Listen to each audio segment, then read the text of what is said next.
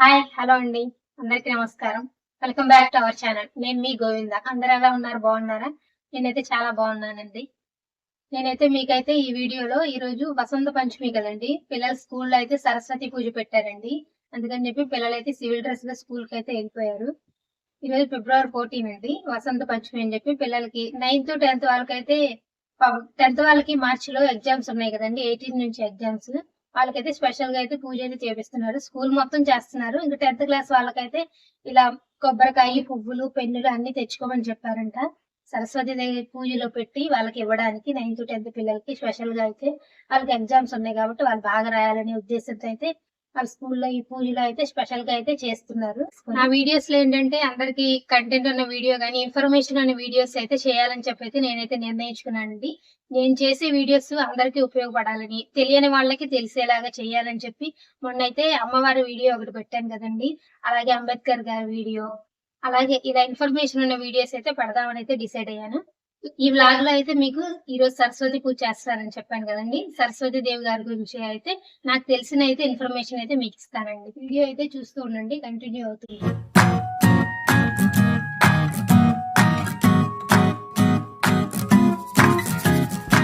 నేనైతే పిల్లల లంచ్ బాక్స్లోకి అయితే బీరకాయ కర్రీ అయితే చేస్తున్నానండి. బీరకాయ టమాటా కర్రీ. పిల్లలు అయితే టిఫిన్ చేస్తున్నారు. ఇంకా ముందు రోజు అయితే మెసేజ్ పెట్టారండి, పిల్లల స్కూల్లో సరస్వతి పూజ ఉంది, స్కూల్ డ్రెస్ కాకుండా ట్రెడిషనల్గా డ్రెస్ వేసి పంపించమన్నారు. నేనైతే ఇద్దరికి లంగా జాకెట్ అయితే వేసి పంపించానండి. ఇదైతే అంతకుముందు నేను కుట్టించాను శారీ తీసుకుని పిల్లలకైతే.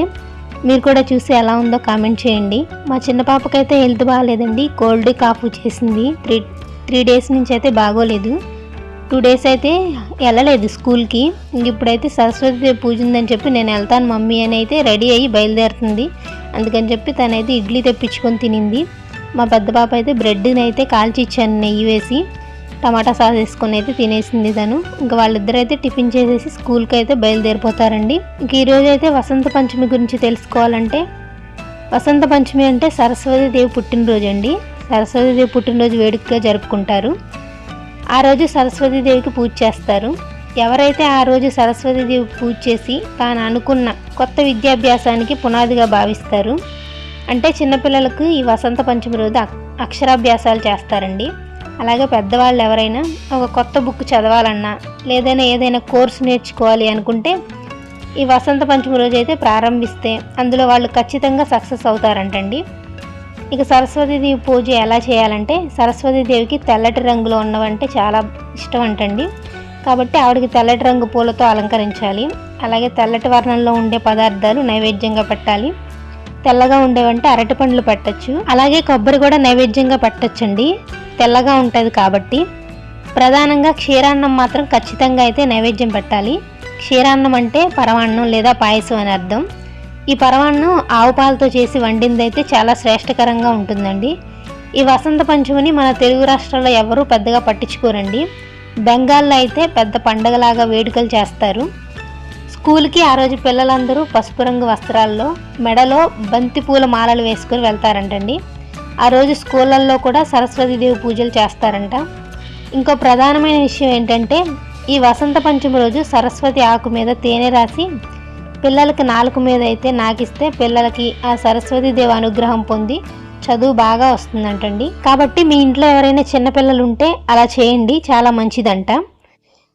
అలాగే క్షీరాన్నంతో పాటు మనం పూర్ణాలు, పులిహార, గారెలు అలాంటివన్నీ చేసుకోవచ్చండి. ప్రధానంగా అయితే అమ్మవారికి క్షీరాన్నం బాగా ఇష్టం కాబట్టి, తెలుపు రంగులో ఉంటుంది కాబట్టి అదైతే ప్రధానంగా పెట్టాలి. మా చిన్నప్పుడైతే ఈ సరస్వతీదేవి ఆకుల్ని మా బుక్స్లో పెట్టుకునే వాళ్ళం అండి. బాగా చదువు వస్తుందని, మరియు చదివింది బాగా గుర్తుండేలా సరస్వతీదేవి దీవిస్తుందని అయితే బుక్స్లో పెట్టుకునే వాళ్ళం. ఇక ఈరోజు అయితే మా పిల్లల స్కూల్లో సరస్వతీదేవి పూజ చేశారండి. మా పెద్ద పాప 10th క్లాస్ కాబట్టి 10th క్లాస్ స్టూడెంట్స్ అందరి చేత కొబ్బరికాయలు కొట్టించి వారు తెచ్చిన పువ్వులు అమ్మవారి విగ్రహానికి సమర్పించి అమ్మవారి పాదాల వద్ద కొత్త పెన్నులుంచి పూజ అయిపోయాక అందరికీ అవి తిరిగి ఇచ్చారండి. మా చిన్నప్పుడు కూడా మా స్కూల్లో ఇలాగే, అంటే వసంత పంచమి రోజు కాదండి, అప్పట్లో ఏంటంటే ఎగ్జామ్స్కి 1 week ముందుగా అయితే సరస్వతీదేవి పూజ అయితే స్కూల్లో చేసేవాళ్ళు. అప్పట్లో మేము ఏంటంటే అందరం ఉండేవాళ్ళం కదండి, పిల్లలందరం కలిసి ఒక్కొక్కరం ఒక్కో వంటకం అయితే చేసుకునేవాళ్ళం. అవన్నీ అమ్మవారికి అయితే నైవేద్యంగా సమర్పించి పూజ అంతా అయిపోయిన తర్వాత అయితే మేము అందరం కలిసి ప్రసాదంగా అయితే తినేవాళ్ళం అండి. ఆ రోజు వసంత పంచమని కాదు కానీ ఎగ్జామ్స్ ముందుగా అయితే ఇలా పూజ అయితే సరస్వతీదేవికి అయితే చేసుకునేవాళ్ళం అండి. ఏంటంటే ఎగ్జామ్స్ బాగా రాయాలని, పిల్లలు ఆ సరస్వతీదేవి అనుగ్రహం అయితే ఉండాలని చెప్పి అప్పట్లో అయితే మేమైతే ఇలా చేసేవాళ్ళం అండి. ఇప్పుడు మాత్రం ఇలా వసంత పంచమి అని చెప్పి సపరేట్గా అయితే పూజలు అయితే చేస్తున్నారు స్కూళ్ళల్లో. ఇలా సరస్వతీదేవి పూజ అయితే చేసుకుంటే పిల్లలకి చదువు బాగా వస్తుంది, ఆ సరస్వతీదేవి అనుగ్రహం మన పిల్లలపై ఉంటుందని అయితే ఈ పూజ చేస్తారండి. అప్పట్లో మేము చదువుకునే రోజుల్లో అయితే 7th క్లాసు పబ్లిక్ ఎగ్జామ్స్ ఉండేవండి. అంటే మనం మన స్కూళ్ళలో కాకుండా వేరే స్కూల్లో అయితే వెళ్ళి రాసేవాళ్ళం. ఇప్పుడు మా పెద్ద పాప వాళ్ళకి ఏంటంటే ఇప్పుడు 7th క్లాస్ ఎగ్జామ్స్ లేవు కదండి, బయట వాళ్ళ స్కూల్లోనే పెట్టేస్తున్నారు. ఇప్పుడు ఏంటంటే మా పెద్ద పాప 10th క్లాస్ కాబట్టి వేరే స్కూల్లోకి వెళ్ళి అంటే రాయాలి ఎగ్జాము. కాకపోతే వాళ్ళ స్కూళ్ళల్లో అయితే అలవాటు ఉంటుంది, అంటే ఇన్ని సంవత్సరాల నుంచి రాస్తున్నారు కాబట్టి. ఇప్పుడు 10th క్లాస్ కాబట్టి వేరే స్కూల్కి వెళ్ళి రాయాలంటే కొంచెం భయం అనేది ఉంటుందండి ఎవరికైనా. అంటే తెలియని వాళ్ళు ఉంటారు, టీచర్స్ వేరే వాళ్ళు ఉంటారు కాబట్టి కొంచెం భయం అయితే వేస్తుంది వాళ్ళకి. మా పెద్ద పాప కూడా కొంచెం అలాగే భయపడుతుంది. చదువుతుంది, బాగానే ఉంది, బాగా చదువుతుంది. ప్రస్తుతానికైతే మార్కులు అవ్వండి బాగానే వస్తున్నాయి. కాకపోతే వేరే స్కూల్లో ఎగ్జామ్ రాయాలనే కొంచెం భయం అయితే ఉంటుంది వాళ్ళకి. ఆ భయం అయితే కొంచెం ఉంది తనకు కూడా. వాళ్ళకైతే ఇంకా గట్టిగా ఒక 40 days అయితే ఉందండి ఎగ్జామ్స్కి అయితే, March 18 నుంచి కాబట్టి బాగానే చదువుతుంది. చూడాలి ఎగ్జామ్స్ అయితే ఎలా రాస్తుందో, రిజల్ట్స్ వచ్చే వరకు మనం అయితే వెయిట్ చేయాలి. దాంతోపాటు మాకు కూడా కొంచెం టెన్షన్ అయితే ఉంది, చూడాలి రిజల్ట్స్ ఎలా వస్తుందో. ఏదేమైనా సరే మనమైతే పిల్లలకైతే ఎక్కువ ప్రెజర్ అయితే పెట్టకూడదండి. ఫ్రీగా వాళ్ళని చదువుకోమని అయితే మనం ఒక మాట చెప్పాలి.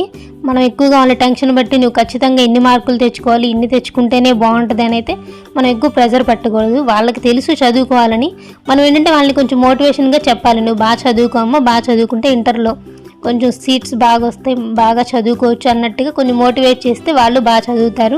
అంతేగాని మనమైతే చదువు నీకు ఇన్ని మార్కులే రావాలి, రాకపోతే కుదరదనే ప్రెజర్ అయితే పెట్టకూడదు. ఏంటంటే వాళ్ళు ప్రెజర్ పెట్టడం వల్ల వాళ్ళు వచ్చింది కూడా మర్చిపోతారు, ఏం రాయాలనేది కూడా వాళ్ళకి గుర్తుండదు. అందుకని చెప్పి వాళ్ళని కొన్ని ఫ్రీగా చదువుకోమని మాత్రం మనం చెప్పాలి. మన బాధ్యతగా, వాళ్ళ బాధ్యతగా వాళ్ళు చదువుకుంటారు. ఇదైతే నేను మీ అందరికైతే చెప్పాలనుకుంటున్నాను. మనమైతే పిల్లల్ని ఎక్కువ ప్రెజర్ పెట్టకూడదు, వాళ్ళకి వాళ్ళు వదిలేయాలి. మా పెద్ద పాపలాగా మీ పిల్లల్లో కూడా ఎవరైనా 10th క్లాస్ చదువుతూ ఉంటే కంపల్సరీ కామెంట్ అయితే చేయండి. పిల్లలకి ఏంటంటే ఓన్లీ మార్కులు అనేది కాదండి ముఖ్యం, వాళ్ళకి నాలెడ్జీ కూడా ముఖ్యమే. అందుకని చెప్పి వాళ్ళు బాగా చదువుకోవాలి. అలాగే ఈ వీడియో కనుక మీకు నచ్చితే ఖచ్చితంగా ఒక లైక్ అయితే ఇవ్వండి. మీకు ఉపయోగపడే వీడియో అయితే చేశానని అనుకుంటున్నాను. ఒక లైక్ చేసి, షేర్ చేసి, కమెంట్ అయితే చేయండి. మన ఛానల్ కొత్తగా చూస్తుంటే సబ్స్క్రైబ్ చేసుకోవడం మాత్రం మర్చిపోకండి. మరొక మంచి వీడియోతో అయితే మీ ముందుకు వస్తానండి. Thanks for watching. బాయ్.